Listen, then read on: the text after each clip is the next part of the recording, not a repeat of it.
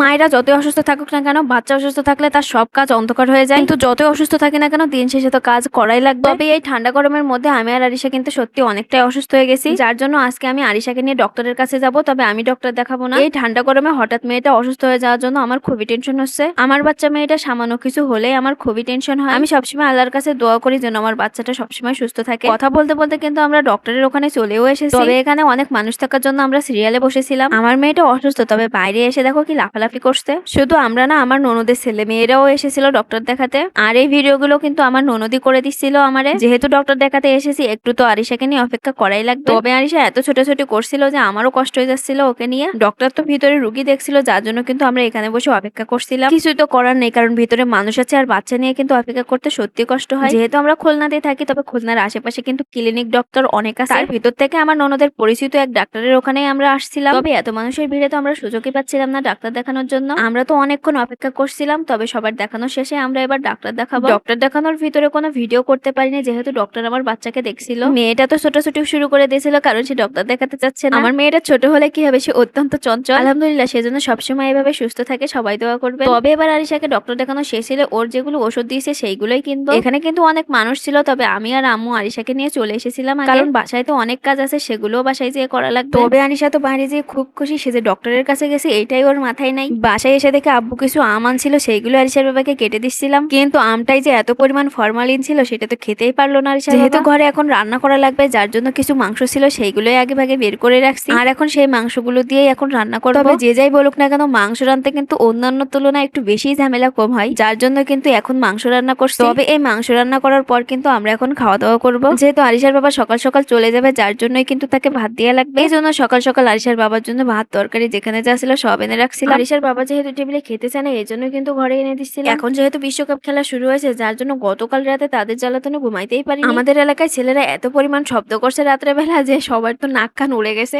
যার জন্য কিন্তু আজকে আমার ঘুম থেকে উঠতেও লেট হয়ে গেছে। আমি সবসময় চেষ্টা করি সর্বদা তাড়াতাড়ি উঠে সব কাজগুলো সেরে ফেলার জন্য। যেহেতু আমি এখন বাবার বাড়িতে আছি, এই জন্য মায়ের হাতে হাতে সব কাজ করে দিই। তবে হয়তো একটা জিনিস খেয়াল করেছো, আমরা ভাত কড়ইতে রান্না করি। বেশ কিছুদিন ধরে আমাদের রাইস কুকারটা একদম নষ্ট হয়ে গেছে, যার জন্য কিন্তু আম্মু এই কড়ইটা বের করছে ভাত রান্না করার জন্য। তবে কেন জানি না, এই কড়ইতে ভাত রান্না করলে অনেক সুন্দর হয়, যার জন্যই কিন্তু আম্মু বেশিরভাগ সময় এই কড়ইটাতেই রান্না করে। খাওয়া দাওয়া শেষে আরিশার বাবা তো চলে যাচ্ছিল, যার জন্য আগাই দিয়ে আসছিলাম। আমরা যেহেতু চারতলার উপরে থাকি, নিচে নামতে নামতে একটু বেশি কষ্ট হয়, এই জন্য চাইলেও আরিশাকে প্রতিদিন ঘুরতে নিয়ে যেতে পারি না। আরিশার বাবা চলে গেলে আরিশা একটু বেশি জ্বালাতন করে বাইরে যাওয়ার জন্য। কিন্তু কিছুদিন ধরে তো আমরা অসুস্থ, এই কারণে একদমই বাইরে যাওয়া হচ্ছে না। তবে ভাবছি সুস্থ হলে আমরা আবার যাব বাইরে। আরিশার বাবাকে আগাই দিয়ে ঘরে কিছু থালা বাসন ছিল সেইগুলোই ধুয়ে দিচ্ছিলাম। আমি সবসময় চেষ্টা করি আম্মুর হাতে হাতে কাজগুলো গুছিয়ে দেওয়ার জন্য। আম্মু আরিশাকে রাখতে সময় পায় আর আমিও আম্মুর কাজে হেল্প করে দিই। মেয়েরা তো মার কাজে হেল্প করবে, এটাই তো স্বাভাবিক। তোমরাও কারা কারা তোমাদের মায়ের কাজে হেল্প করো, শেষে কিন্তু কমেন্টে জানাতে পারো। চাইলে লাইক, কমেন্ট আর সাবস্ক্রাইব করতে পারো।